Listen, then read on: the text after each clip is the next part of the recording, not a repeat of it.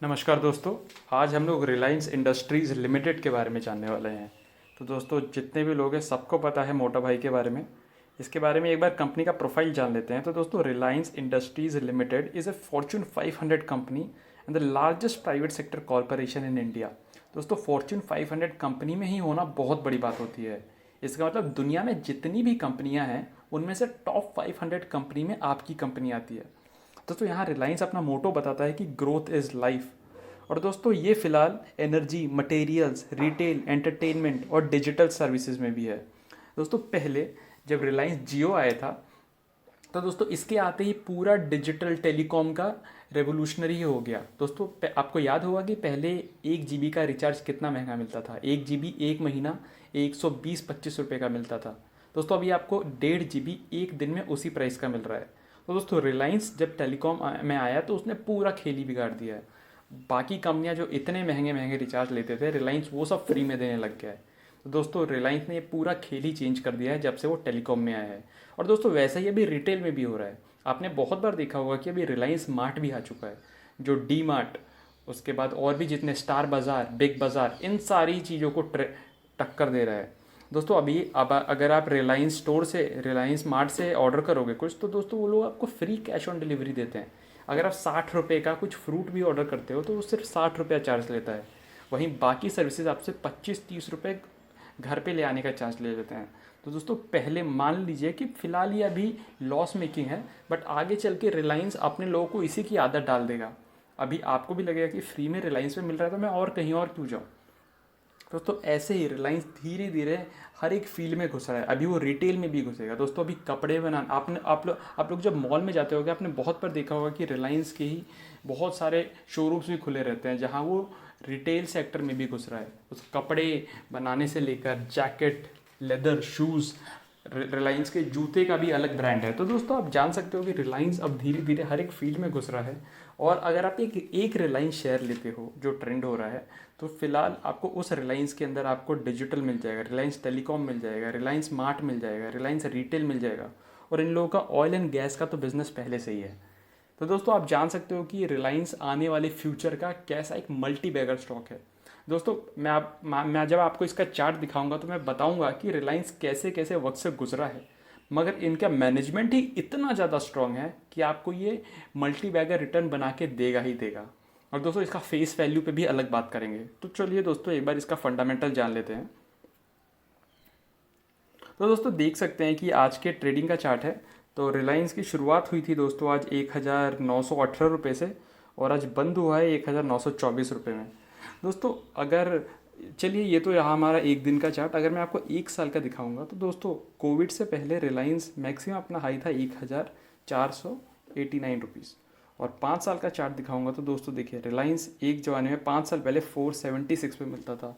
अगर मैं आपको इसका मैक्स चार्ट दिखाऊंगा तो देखिए दोस्तों, यहाँ ध्यान दीजिएगा कि ये रहा 460 में कुछ चल रहा है रिलायंस।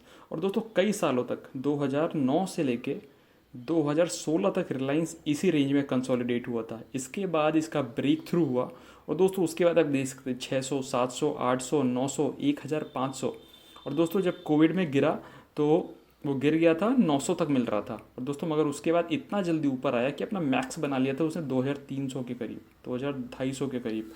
और दोस्तों, अभी तो आप सबको पता है कि अमेज़ॉन और रिलायंस का कुछ तो भी मैटर चल रहा है और फ्यूचर ग्रुप को लेकर। तो इसके बाद जब उसने 2324 हिट किया है, उसके बाद रिलायंस का प्राइस थोड़ा कंसोलिडेट हो रहा है।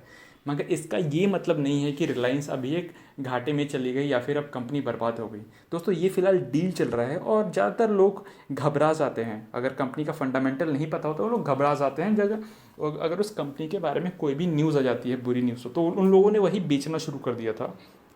अगर मैं आपको 1 साल का चार्ट दिखाऊँ तो देखिए दोस्तों, 2300 के बाद वही लोगों ने बेचना शुरू कर दिया था। मगर जो समझदार लोगों थे उन्होंने 1800 मिलते ही खरीदना शुरू कर दिया। और दोस्तों, फिलहाल यही चल रहा है। अभी वो डील चल ही रही है, तो अभी कोई पॉजिटिव न्यूज़ आई नहीं है। और फिलहाल रिलायंस इसी रेंज में कंसोलिडेट हो रहा है। मगर दोस्तों, इसका मतलब मैंने आपको पहले ही बोला कि ये नहीं है कि रिलायंस अभी लॉस में चली गई या फिर आपको कोई फ़ायदा नहीं होगा। दोस्तों, ये रिलायंस जैसे रिलायंस ने यहाँ के बाद ऐसा ब्रेक थ्रू दे दिया कि उसको पकड़ना बहुत मुश्किल हो गया था। तो दोस्तों, आप भी अभी कुछ नहीं बोल सकते कि जो ये प्राइस कंसोलिडेट हो रहा है इसके बाद ये कभी भी आपको ऐसा ब्रेक थ्रू देगा कि 2000, 2500, 300, 3000, 4000 तक के रेंज में भी रिलायंस जा सकता है। दोस्तों अगर हम लोग इसका इंट्रिंसिक इन्वेस्टमेंट चेकलिस्ट देखें तो इंट्रिंसिक वैल्यू देखें तो current prices more than intrinsic value, और रिटर्न वर्सेस एफडी रेट देखें तो stock has been generating better return on equity than bank FD. Dividend इतना अट्रैक्टिव डिविडेंड देता नहीं है, तो डिविडेंड प्रेमी है तो इस स्टॉक में कुछ डिविडेंड नहीं मिलेगा आपको। एंट्री पॉइंट माने तो it's a good time to consider the stock is not in overbought zone. और दोस्तों मैं भी इस चीज़ से पूरी तरह एग्री करता हूँ कि फ़िलहाल अभी रिलायंस 1000 हम लोग देख सकते हैं 1900 में कंसोलिडेट हो रहा है। ये कब 2200, 2300 टच कर ले आपको बिल्कुल भी पता नहीं लगने वाला है।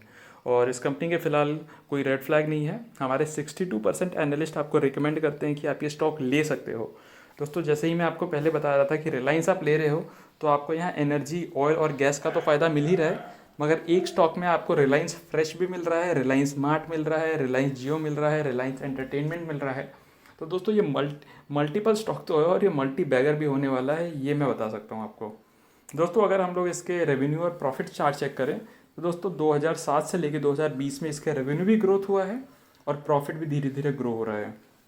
दोस्तों अभी रिलायंस में ज़्यादातर इसका सेक्टर ऑयल और गैस का ही है। अगर 100% में से 60-65% ऑयल और गैस का ही माना जाता है, मगर धीरे धीरे अंबानी और उनका मैनेजमेंट इस चीज़ को भी शिफ्ट करने में लगा हुआ है ताकि ये लोग जियो से और रिलायंस स्मार्ट से ज़्यादा प्रॉफिट कमाएं, और ऑयल और गैस को भी वो प्रॉफिट ओवरटेक कर लेने वाला है आगे आने वाले सालों में। क्यों दोस्तों? चलिए रिलायंस डिजिटल की बात नहीं, रिलायंस पहले जियो की बात करते हैं। तो दोस्तों रिलायंस जियो जब से आया, मैं आपको पहले बता रहा था, तो उसने आके सारे टेलीकॉम नेटवर्क का वेशभूषा ही बदल दिया। उसके आते ही सारे रिलायंस नेटवर्क कुछ तो कंगाली में चले गए, कुछ लोग कैसे भी अपना लोन ले लेके काम चला रहे हैं। अभी एक ही कॉम्पिटिटर बचा है, वो है एयरटेल। और दोस्तों इंडिया में काफ़ी टाइम है हमारे पास और काफ़ी स्पेस है और काफ़ी यूज़र्स भी हैं कि 2 टेलीकॉम तो आराम से चल जाएंगे। अगर एक अच्छा कर रहा है तो दूसरा तो अच्छा करेगा ही करेगा। और रिलायंस अच्छा करेगा तो एयरटेल भी अच्छा करेगा, एयरटेल अच्छा करेगा तो रिलायंस भी अच्छा करेगा। और वोडाफोन और आइडिया का पता नहीं दोस्तों, अभी तो वो बहुत ज़्यादा पेनी स्टॉक हो चुके हैं, उस पर हम लोग वीडियो कभी और लेंगे। अब ये रही रिलायंस जियो के बारे में। आगे चलते हैं रिलायंस रिटेल के बारे में। तो रिलायंस रिटेल दोस्तों ऐसी बहुत कम कंपनियां हैं जो आपको ऑनलाइन बिजनेस इतना अच्छी तरह और इतने कम दाम में दे सकती हैं। दोस्तों इसके लिए कंपनी के पास बहुत अच्छे लोन्स होने चाहिए और बहुत अच्छा उनके पास लोन लेने की बहुत सारी उनके पास कांटेक्ट होनी चाहिए कि वो दूसरी कंपनियों से, बाहर वाली कंपनियों से अच्छे इन्वेस्टमेंट्स ले सकें। जो होते हैं हम लोग एंजल इन्वेस्टर्स, अच्छे कांटेक्ट होने चाहिए ताकि उनको मिल सकें। और दोस्तों अभी रिलायंस में बहुत सारे इन्वेस्टर्स में भी 1000, 5000 करोड़ ऐसे इन्वेस्टर्स आ रहे हैं। तो दोस्तों सबने ये जान लिया है कि आगे चल के अगर हम लोग रिटेल में और आगे बढ़ना चाहते हैं तो दोस्तों ऑनलाइन ही एक नया सोर्स है और रिलायंस इसकी तरफ बहुत जल्दी कदम बना रहा है। आप देख रहे होंगे कि जितना भी रिलायंस के स्टोर ही नहीं खुले होंगे उससे ज़्यादा उसका ऑनलाइन प्रेजेंस हो गया है। दोस्तों ये किसी कंपनी में बहुत बड़ी बात होती है देखना। चलिए दोस्तों आगे होल्डिंग ट्रेंड देखते हैं। तो प्रमोटर होल्डिंग कांस्टेंट ही है और ज़्यादा शेयर लोन में नहीं है। म्यूचुअल फंड की होल्डिंग भी कांस्टेंट ही रही है। अगर हम लोग बात करें तो प्रमोटर होल्डिंग है 50.54। तो आप देख सकते हो कि इनके प्रमोटर्स का कितना ज़्यादा ट्रस्ट है इस कंपनी में कि फ्यूचर में कितना ज़्यादा अच्छा रिटर्न देगी। हम लोग क्वार्टरली देखेंगे कि कब बढ़ाया है कब घटाया है। और म्यूचुअल फंड होल्डिंग देखें तो 4.85 है। डोमेस्टिक इंस्टीट्यूशनल होल्डिंग है 12.80। फॉरेन इंस्टीट्यूशनल होल्डिंग है इसमें 25.18। और हम लोग अगर क्वार्टरली चेक करें तो देखिए दोस्तों म्यूचुअल फंड होल्डिंग थोड़ी बहुत कम हुई है पिछले क्वार्टर से इस क्वार्टर में, और प्रमोटर होल्डिंग कांस्टेंट ही है दोस्तों। और डोमेस्टिक इंस्टीट्यूशनल होल्डिंग्स हम और आप जैसे लोगों ने थोड़ी कटौती की है। अगर हम लोग सितंबर 2019 से दिसंबर 2020 का चेक करें तो। और फॉरेन इंस्टीट्यूशनल होल्डिंग बढ़ी है, फॉरेन इन्वेस्टर्स इसमें इन्वेस्ट कर रहे हैं दोस्तों। तो दोस्तों और इनके कॉम्पिटिटर अब हम ऐसे नहीं बोल सकते कि रिलायंस का कॉम्पिटिटर भारतीय एयरटेल हो गया, क्योंकि अगर हम रिलायंस का एक बिजनेस काउंट कर रहे हैं, रिलायंस का जियो काउंट करें तो भारतीय एयरटेल हो जाएगा। अगर हम रिलायंस का पेट्रोलियम करें तो इंडिया की बहुत सारी PSU कंपनी ONGC हो जाएगी, उसके बाद गेल हो जाएगी, ऐसी कंपनियां हो जाएगी। और रिटेल बिजनेस करें तो ट्रेंट हो जाएगा। बहुत सारे, अगर आपको एक ही स्टॉक में अपना पोर्टफोलियो डाइवर्सिफाई करना है तो दोस्तों रिलायंस आपके लिए बेस्ट स्टॉक रहेगा, जितना जो मैं रिकमेंड कर सकता हूं। और फिलहाल ये प्राइस कंसोलिडेट हो रहा है, कब आपको ब्रेक थ्रू देगा दोस्तों आपको भी बिल्कुल पता नहीं चलेगा।